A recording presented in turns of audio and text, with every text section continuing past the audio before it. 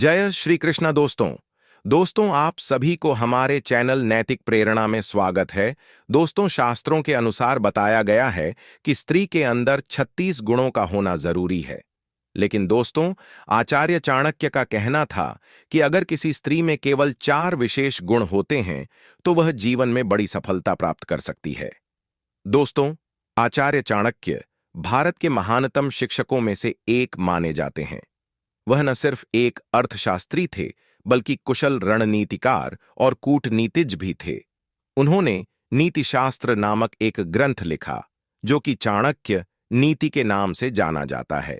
इस ग्रंथ में जीवन से जुड़ी अलग अलग पहलुओं पर नीतियां बताई गई हैं। जो भी व्यक्ति चाणक्य नीति को अच्छे से पढ़कर समझ लेता है, वह जीवन में हर तरह की चुनौतियों से निपटने में सक्षम हो जाता है। वह इंसान को पहचानने में माहिर हो जाता है। हालांकि चाणक्य नीति ने घर के मुखिया को लेकर कुछ बातें बताई हैं। अगर वे अपनी इन आदतों में सुधार नहीं करते हैं तो घर के बर्बादी की संभावना बढ़ जाती है। ऐसे में अगर आप भी घर के मुखिया हैं तो इन आदतों में जरूर सुधार कर लें। दोस्तों, घर के छोटे बच्चे बड़े बुजुर्गों से ही सीख लेते हैं, लेकिन अगर घर के बड़े बुजुर्ग ही नियमों का पालन नहीं करेंगे तो बच्चों पर कहां से लगाम लगा पाएंगे। ऐसे में आचार्य चाणक्य कहते हैं कि जिस घर में मुखिया नियमों का पालन नहीं करता है तो घर पूरी तरह से बर्बाद हो जाता है। ऐसी स्थिति में घर के बच्चे भी नियमों का पालन नहीं करते हैं। दोस्तों, चाणक्य जी कहते हैं, जिस घर का मुखिया धन की बचत करना नहीं जानता है, उस घर में कंगाली बहुत जल्द आ जाती है।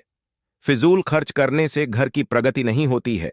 ऐसे में घर के मालिक को धन की बचत और खर्च दोनों का बखूबी ज्ञान होना चाहिए।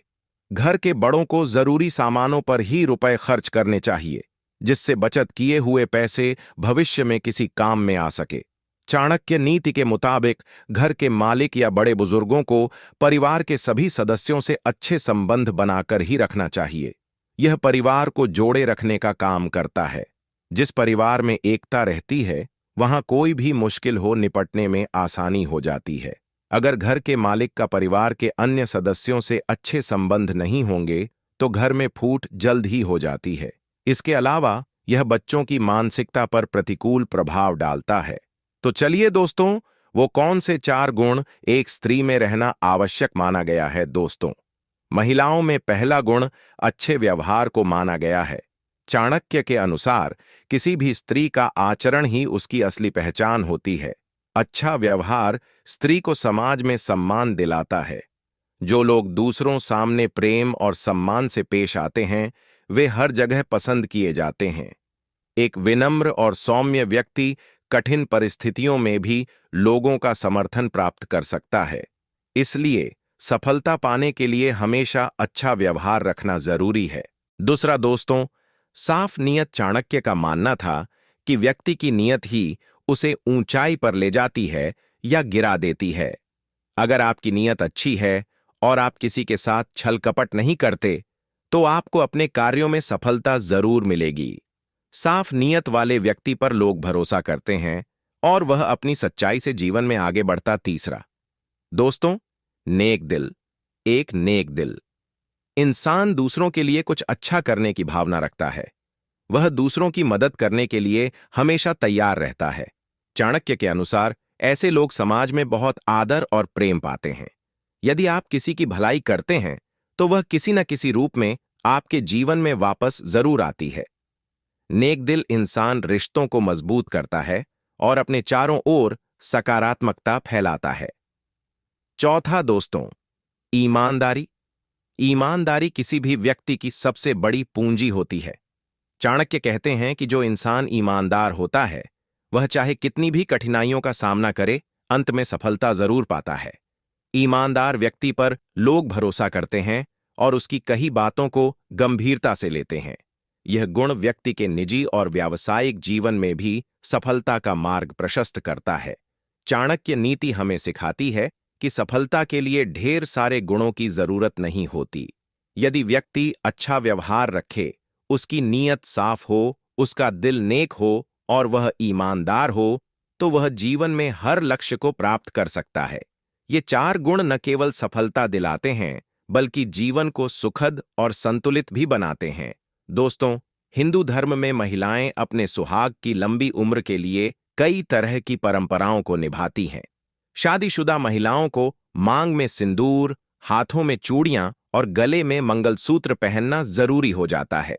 इसके अलावा महिलाएं अपने पतियों के स्वास्थ्य और आयु के लिए कई तरह के व्रत रखती हैं। हिंदू धर्म के शास्त्रों में महिलाओं के लिए 16 श्रृंगार की बात कही गई है, जिसमें चूड़ी का विशेष महत्व है। हालांकि रोजमर्रा के काम में अक्सर चूड़ियां टूट जाती हैं। ऐसे में कई महिलाएं टूटी हुई चूड़ियों को फेंक देती हैं। लेकिन महिलाओं को चूड़ी को फेंकने से बचना चाहिए। हिंदू धर्म में चूड़ियों का विशेष महत्व होता है। 16 श्रृंगार में चूड़ी एक पवित्र श्रृंगार का सामान है। ऐसे में अगर चूड़ियां टूट भी जाएं तो उसे फेंकने से बचना चाहिए। इसे यूं ही किसी भी जगह पर फेंक नहीं देना चाहिए। ऐसा इसलिए क्योंकि यह सुहाग की वस्तु का अपमान माना जाता है। अगर चूड़ियां टूट भी जाती हैं तो उन्हें कूड़े के ढेर के बजाय एक लाल कपड़े में बांध कर रख दें। फिर इसे कपड़े सहित पीपल या किसी अन्य पवित्र पेड़ की जड़ में दबाकर रख देना चाहिए। ऐसा इसलिए करना चाहिए क्योंकि टूटी हुई चूड़ियों को कोई तांत्रिक प्रयोगों के लिए उपयोग न कर पाएं। टूटी चूड़ियों का इस्तेमाल नकारात्मक शक्तियों के लिए भी किया जा सकता है। धार्मिक मान्यता के अनुसार चूड़ियों को महिलाओं के स्वास्थ्य के लिए फायदेमंद माना जाता है। यह एक आभूषण तो होता है, लेकिन चूड़ी की खनखनाहट सकारात्मक ऊर्जा को भी बढ़ाने का काम करता है। चूड़ियों से जो कंपन निकलती है वह महिलाओं के मानसिक और शारीरिक स्वास्थ्य पर सकारात्मक प्रभाव डालने का काम करता है।